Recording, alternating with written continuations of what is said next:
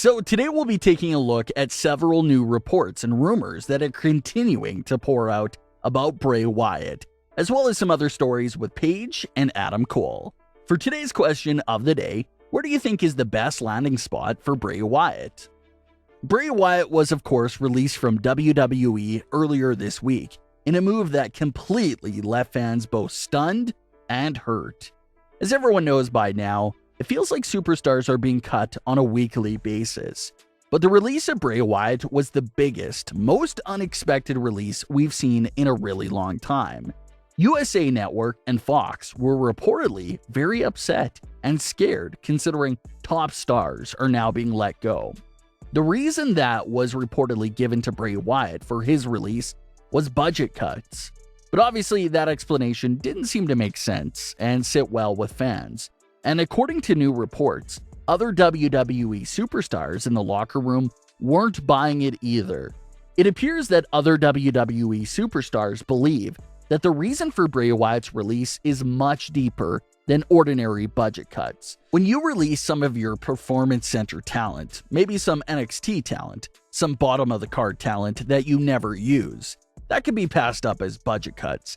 But releasing someone who has been with the company for over 10 years, won multiple world titles, a main event talent, had arguably the hottest act in WWE. You can't cover that up with budget cuts. No one's buying it. One report out there that makes a bit more sense than budget cuts explanation is the report that Bray Wyatt was beginning to get protective of his character and started to slowly push back against questionable creative decisions involving his usage. Which, if he was doing that, is great. Undertaker had an interview late last year where he was asked about The Fiend, and his advice to Bray Wyatt was to speak up and question them when they start bringing up some creative decisions that could hurt The Fiend. So, if this report turns out to be true, then it looks like Bray did listen to that advice from The Undertaker to protect his character, protect his creation from horrible creative decisions. So maybe, possibly, Bray started to do exactly that. Just started to question decisions more than he used to do, and that alone probably created some sort of issue and fallout there. Which is wrong because it was the right thing for him to do. The Fiend deserved to at least be taken a bit more seriously compared to the rest of the show. Similar to Roman Reigns, Roman basically has his own small separate creative team that focuses solely on his story and gives it the proper attention it deserves. There's even been reports that Roman Reigns himself has vetoed some creative plans for his story and turned certain things down.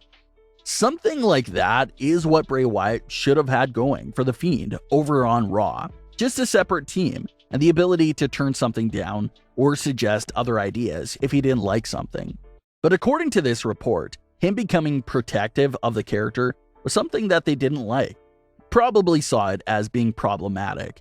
But it's like, what is he supposed to do? Say nothing and let you destroy what's left of The Fiend with these horrible decisions?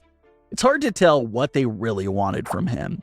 Another issue that Bray's release has caused is that absolutely no one feels safe about their job in WWE anymore. They didn't feel safe to begin with, considering all the big names that have been released this year so far. But now, you released Bray Wyatt. So that really makes everyone shake in their boots because officially, no one is safe from these budget cuts. Unless you're holding a title right now in this given moment, you could be released. That's exactly what it feels like. Bray also broke his silence on Twitter when he responded to a fan with a red circle emoji. What the fan posted was the comments that Bray made during his final Firefly Funhouse episode.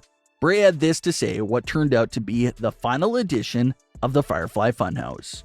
No matter what has happened lately, we still have each other. We will always have each other. As a matter of fact, I feel great. I think this could be a brand new start for all of us here. A new season, new friends, and a brand new me. In fact, I feel reborn.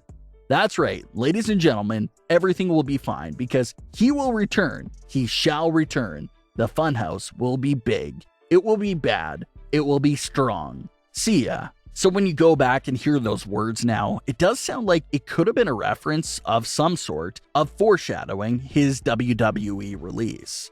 So those words really apply to what's going on right now with Bray, saying no matter what happened in the past, we still got each other, and that he feels reborn. So we'll have to see how everything turns out there for Bray. Speaking of WWE losing big stars, another one may be out the door soon with Adam Cole. Adam Cole's contract reportedly expired in July, but he will continue to work for WWE for the majority of August on what's believed to be a very short-term deal. So fans are discussing the realistic possibility of Adam Cole shifting over to AEW. Adam Cole has stated in the past that he doesn't really have any desire to go to the main roster, and NXT is his home. So when it comes to a new deal for Adam Cole, his big two options are either NXT or AEW. Adam Cole has done it all in NXT, so AEW would be a fresh start with a lot of close friends. Plus, of course, his girlfriend, Britt Baker, is their women's champion, so he won't be alone in AEW by any means at all. So does NXT fight and do everything they can to hold on to Adam Cole, or did they let him walk? Adam Cole's contract negotiations will be very interesting to keep an eye on during these next few weeks. Everyone is aware of Paige's WWE career story and her injuries. She got off to a hot start, became the first ever NXT Women's Champion at 19 years old, and then became Divas Champion at 21. She was off to a great start, great career pace at such a young age, and seemed destined to be an all-time great. But unfortunately, as everyone knows, injuries just play a horrible role in every sport. They rob athletes of a valuable time in their careers. Paige would go down with a neck injury, would return 18 months later before going down again with another extremely scary neck injury that doctors say should have left her paralyzed in the ring. But thankfully, she wasn't, and she has been fine since being forced to retire from that injury. Paige obviously can't step into the ring anymore because of that serious fear of one little thing that could go wrong and actually leave her paralyzed this time around. But like fans and even Paige herself has noted, Daniel Bryan and Edge both came back from the same sort of serious neck injury that kept them out of the ring for so long.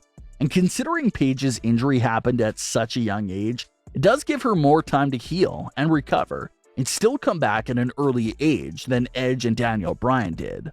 Paige recently provided a big update on how her neck is doing. She had this to say on Twitter: "You guys, I'm getting stronger, squatting 185 pounds again. I know it's not a ton, but it's a big accomplishment for me, who was worried to do any gym stuff because of my neck. My neck is feeling so awesome. I'm so proud of myself."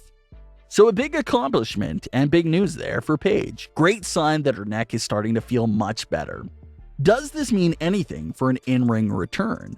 Well, you just have to be extremely careful when it comes to injuries like this. She needs to be cleared by several doctors, and if they say it's okay and safe, then it's good to go. But other than that, it's not really worth it to go back in harm's way. But all of us, all the fans are truly hoping to see another miracle recovery from Paige, so that she can return safely to the ring one day down the line. But what are your thoughts on today's stories? Leave your comments, don't forget to subscribe with all notifications on, and leave a like if you enjoyed. Thanks for watching, guys.